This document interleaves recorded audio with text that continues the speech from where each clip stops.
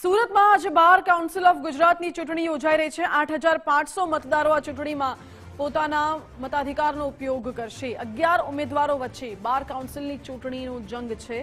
સાંજે 6 વાગ્યા સુધી બાર કાઉન્સિલની ચૂંટણીમાં મતદાન થઈ શકશે। ઉમેદવારોએ એડી ચોટીનું જોર લગાવી ચૂંટણી જીતવાના પ્રયાસો કર્યા છે। સોશિયલ મીડિયા પર બાર કાઉન્સિલ ઉમેદવારો દ્વારા જોરદાર પ્રચાર કરવામાં આવ્યો છે। કોર્ટ પરિસરમાં 14 સીસીટીવીથી બાર કાઉન્સિલના મતદાન પર નજર રાખવામાં આવી રહી છે। બાર કાઉન્સિલની ચૂંટણીમાં પારદર્શિતા પર તંત્રે ભાર મૂક્યો છે। મતગણતરી બાદ આજે જ બાર કાઉન્સિલના પરિણામ પણ જાહેર થઈ જશે। સુરતમાં આજે બાર કાઉન્સિલ ઓફ ગુજરાતની ચૂંટણી યોજાઈ રહી છે અને સવારે 10 વાગ્યાથી જે ચૂંટણી માટેનું જે મતદાન પ્રક્રિયા છે તે હાથ ધરવામાં આવી છે। અલગ અલગ ઉમેદવારોમાં જે છે તે અનેરો ઉત્સાહ છે અને એડી ચોટીનું જોર છે તે ઉમેદવારો દ્વારા લગાડવામાં આવ્યું છે। અલગ અલગ ઉમેદવારો દ્વારા છે તે આ ચૂંટણીમાં જીતના દાવા કરવામાં આવ્યા છે। જો કે આ ઉમેદવારોનું ભાવિ 8500 જેટલા મતદારો છે તે નક્કી કરવાના છે। ત્યારે જે વકીલ મતદારોનું શું કહેવું છે આપણે સીધી વાત કરવાનો પ્રયત્ન કરીશું। કલ્પેશભાઈ, શું કહેશો? બાર કાઉન્સિલ ઓફ ગુજરાતની આજે ચૂંટણી છે, દરેક ઉમેદવારોએ પોતાના જીતના દાવા કર્યા છે। કેવું પ્રતિનિધિત્વ મળવું જોઈએ ગુજરાત બાર કાઉન્સિલને? અમે સુરત બાર કાઉન્સિલમાંથી અમારા ત્યાંથી સુરત બાર એસોસિએશનમાં જે વકીલોની જે સંખ્યા છે તે પ્રમાણે 11 જેટલા ઉમેદવારો આ બાર કાઉન્સિલ ઓફ ગુજરાતમાંથી પોતે ચૂંટણી લડી રહ્યા છે અને અમે અત્યારે દરેકને મતે અમે સુરતને વધારેમાં વધારે પ્રતિનિધિત્વ મળે અને અમે સુરતમાંથી વધારે પ્રતિનિધિત્વ બીસીજીમાં જાય અને અમારા સુરતનો અસરકારક ત્યાં અવાજ રજૂ થાય એ માટે અમે તમામ ઉત્સાહી છે અને ઉત્સુક છે।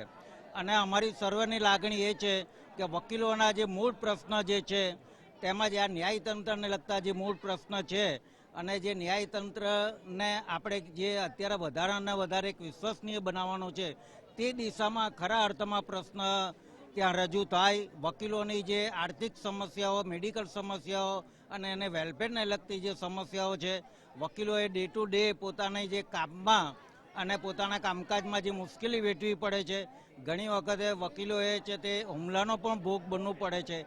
આ બધા જે પ્રશ્નો છે એ પ્રશ્નોની બીસીજીમાં ઇફેક્ટિવ ત્યાં રજૂઆતો થાય અને એ પ્રશ્નોનું નિરાકરણ આવે તે માટેના પ્રતિનિધિઓને અમે મોકલવા ઉત્સુક છે।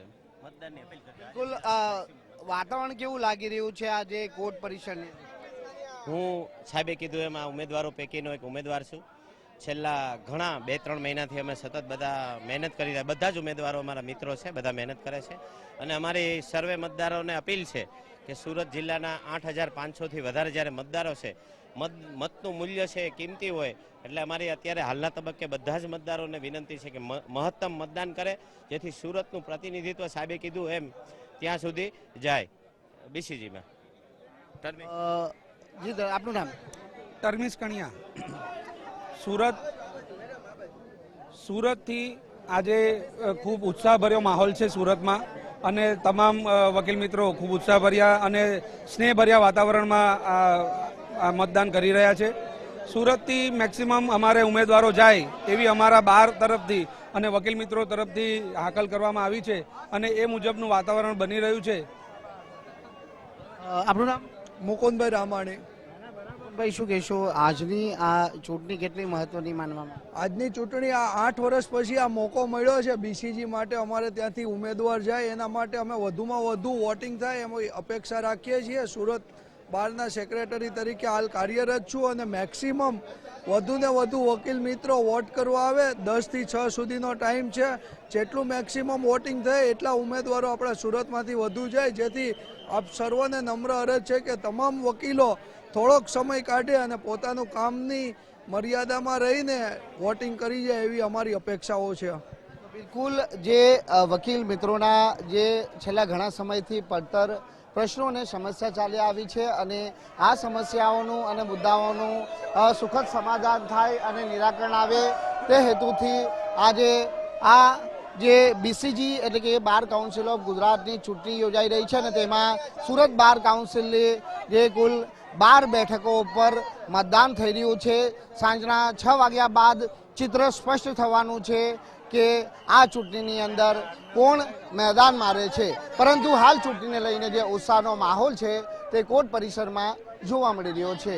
કેમેરામેન દેવંગ રાણા સાથે Rakesh Brahmbhatt, Gujarat first Surat bar council of ગુજરાતની આજે ચૂંટણી યોજાઈ રહી છે ને તેમાં સુરત બાર કાઉન્સિલના 8,500 જેટલા મતદારો જે 11 જેટલા ઉમેદવારોનું ભાવિ નક્કી કરવામાં આવનાર છે ત્યારે આ પ્રમાણે શાંતિપૂર્ણ માહોલની અંદર જે સુરત કોર્ટના જે ગ્રાઉન્ડ ફ્લોરના ભાગે આવેલ પરિસરની અંદર જે મતદાન પ્રક્રિયા છે તે ચાલી રહી છે. બેલેટ પેપર દ્વારા છે તે હાલ મતદાન છે તે કરવામાં આવી રહ્યું છે ત્યારે હાલ ચૂંટણીના જે ઓબ્ઝર્વર આપણી જોડે જોડાયા છે સીધી વાત કરીશું તેમના જોડે. આપનું નામ? મહેશ બારિયા. હું બીસીજીનો મુખ્ય ઓબ્ઝર્વર છું સુરત ખાતેનો. હાલમાં ચૂંટણી શાંતિપૂર્વક ચાલી રહી છે અને તમામ બારના મેમ્બરનો સારો સાથ સહકાર છે. વોલેન્ટિયર્સ કામ પણ સારી રીતે કરે છે. We are happy with the way the elections. કુલ કેટલા ઉમેદવારો છે અને કઈ રીતની વ્યવસ્થાઓ છે? પારદર્શક ચૂંટણી થાય છે? તમામ પ્રકારની પારદર્શકતા જાળવવામાં આવી છે.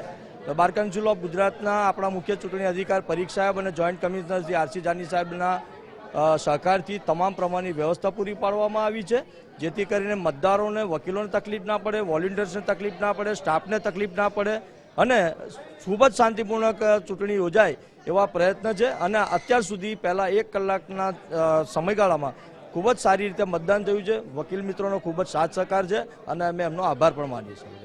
તો ચૂંટણી પારદર્શકતા પૂર્વક યોજાય તે માટે જોઈ શકાય છે કે જે મતદાન મથક છે ત્યાં આ પ્રમાણે જે સીસીટીવી કેમેરા છે તે લગાડવામાં આવ્યા છે અને સીસીટીવી કેમેરાની બાદ નજર હેઠળ છે તે હાલ જે શાંતિપૂર્ણ માહોલની અંદર બેલેટ પેપર દ્વારા મતદાન છે તે થઈ રહ્યું છે.